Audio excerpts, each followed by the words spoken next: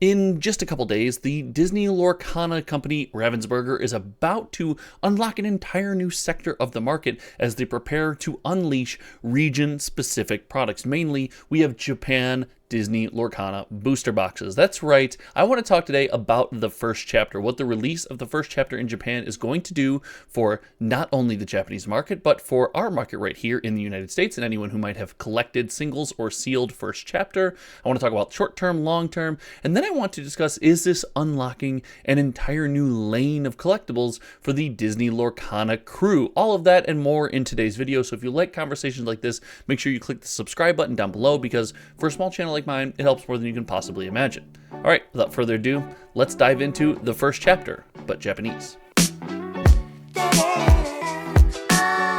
We'll kick things off by saying this is not uncommon. Several games have produced region-specific products, and while I believe that, building a product to help support a region of your community is always a good thing, often we see varying degrees of change when it comes to the performance of the game and the market. So I want to break all of that down today, and to do that, we are going to use the tool Cardboard Finance. It is an application built right here by me at Hometown TCG. It is supported by the channel members. That's right, the channel members support this application by paying $5 a month down below, and make sure all the server costs don't have to come directly out of my pocket. They get access to content a bit early. They get custom content as of 2025 and some emojis and discounts on box openings when I'm able to do them. And yeah, that's right, I'll be doing Japanese first chapter Lorcana booster box openings, I believe. I don't want to lock that in yet. I'll make sure to, I'll do an announcement in the Discord down below, but I'll make sure I have the product in hand first. But all in all, this product's been so much fun, and when we take a look at the first chapter as far as its performance in the United States on TCG Player, we see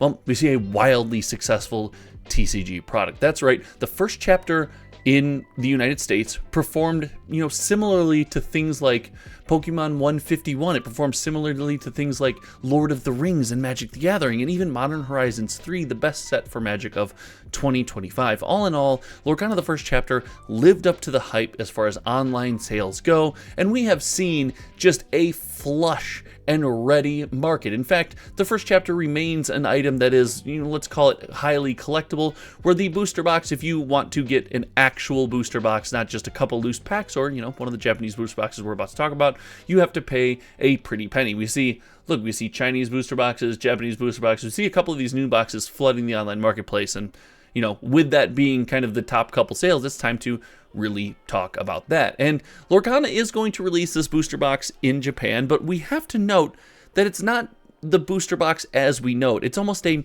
half of a booster box. Now, the details for the regular Disney Lorcana booster box, I believe, are 24 packs, and I think it's 12 cards in each pack. And I believe these booster boxes, if I am not mistaken, are significantly less than that. I believe they are 16 packs and 6 cards per pack. Now, correct me in the comment section if I'm wrong. Let's see. Let's scroll down. Let's try to find a description here. 16 packs and 6 cards per pack. So the pull rates and the breakdown of these boxes is going to drastically change, and we'll talk about that when we start to see some of these pull rates. But all in all, this to me seems like it is satiating a much different market than the regular booster box. Now, the first chapter, as we saw, all these sales popped off for a couple reasons, and I want to say that what I'm about to say is not a dig on Disney Lorcana. When I say this about Pokemon, it's not a dig on Pokemon. It is the way it is. It's something Magic the Gathering, in my opinion, wishes it would capture, and that is the collector, the enthusiast, the fan, the binder filler. These, people who engage in TCGs this way love something like Disney Lorcana because it has the beautiful art, the wonderful treatment, the card stylings, and it couples it with the collectibility, prestige, and nostalgia that is Disney and all of our favorite movies. Disney Lorcana did that to a great deal, but the larger pack run booster box and the larger cards per pack, putting more commons and uncommons out there, also said, hey, guess what? You should try playing our game. And for the most part, it went better than I'm sure Lorcana could have wished for and I could have possibly imagined. There are more Lorcana players than I would have thought there would be at this point in time, and the game itself, outside of Lorcana as a collectible, is doing extremely well. Now, is it rivaling the likes of Magic and Pokemon and things like? No, of course not. And it shouldn't be. It's a new game. It's come out within the last 2 years, and we have to see where Lorcana goes in the future. But the Japanese booster box, in my opinion, is a bit of a tell. the fact that this booster box is 16 packs and 6 cards per pack means that we're probably going to lean into the collectability of this product a bit more. In my opinion, when you only have 6 cards a pack and you are having people that are going to chase down the enchanteds and the high rarities and send them to grading or add them to their collection, you do wonder why this product was made so thin. Now, I know that overseas, when it comes to shipping, marketing, taxes, distribution, and things like that, a thinner, smaller box is advantageous, but I would like to see more cards to kind of build on to those players. But hey, if you've already got players playing in that region, it's nice to have this product to onboard anyone who might not know the foreign language of the cards they're playing in, or just want something in their hands that feels more familiar. I said at the start of this video, listen, printing cards that are region specific to help assist that region is almost always a good thing. It's almost always a positive to have more reach for your game, and more accessibility to fans that want to sit down and jam some cardboard is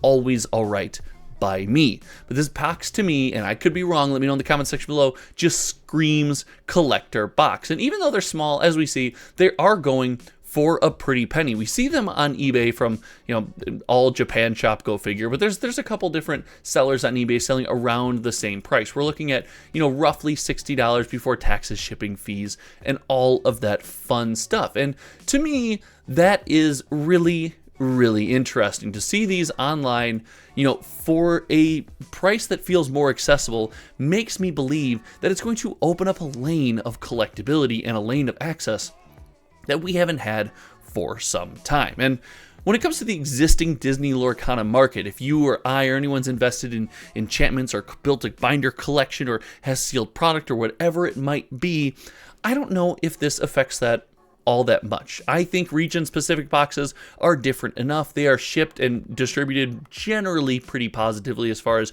trying to reach that region instead of coming back to the hands of people who already have these products. And so for that reason, I do believe that the first chapter is not only collectible enough, but it's resilient enough and old enough where we're not going to see a massive effect from these boxes being released. But from an accessibility standpoint, I view this completely differently. I do a complete 180 when it comes to the discussion of accessibility. Now, I've said this in my Magic the Gathering videos, and I will say it here again because I truly believe it is a staple in TCGs. This product, this first chapter that we are looking at, these numbers, these sell-through rates, these amount of products that have been on the secondary market are crazy. They are wildly healthy. It shows a wide reach. You cannot convince me that this is all scalpers and resellers and evil human beings. This shows a genuine interest in the game. But that genuine interest and that desire to build a collection or set collector, dive into the original, or really take that next step into the value of the product you're opening. You get into modern new Lorcana, you're paying $98 a box, but like, hey, it's bit me. I got the bug, the Lorcana bug. I want to go back in time a little bit. This box price would cause hesitation for some new fans. However, these box prices, if they were to hold up, granted the box is going to be smaller and the card pull is going to be fewer. We'll get into pull rates when they come out. Make sure you subscribe for that video. However, I really think this is going to open up a lane of accessibility. And taking this one step further, if we were to look at just the enchanted products from the first chapter, if we were to go to the first chapter, sort by price high to low, and make the product type cards and take a look at the first chapter, I think there will unlock an entire new sector of fans and cardboard enthusiasts, whatever you might be, that want to collect some of these cards, that look fondly upon the first chapter enchanteds, that love, the Mickey Mouse and the Simba and Hades and, yeah, of course the Elsa, but they've always just been a bit out of reach. I believe that if the pull rates are somewhat similar and the box prices remain, what they are, it opens up a lane and an opportunity to experience some of this nostalgic collectability in a different way. And heck, we see this with Pokemon all the time. Those enchanted, those crazy chases might not hold the same amount of value, at least in our market over here in the United States, as they do, as the English variants do. However, it opens up a lane for more collectors. And I've always said that you need levels of collectability. One of my big problems with Disney Lorcana, and not to go on too big of a rant here, but I don't like the fact that it's all or nothing often for your collectability. There is, and I'm not saying you need to get Magic the Gathering levels of variance, because man, I don't need 19 treatments of the same card.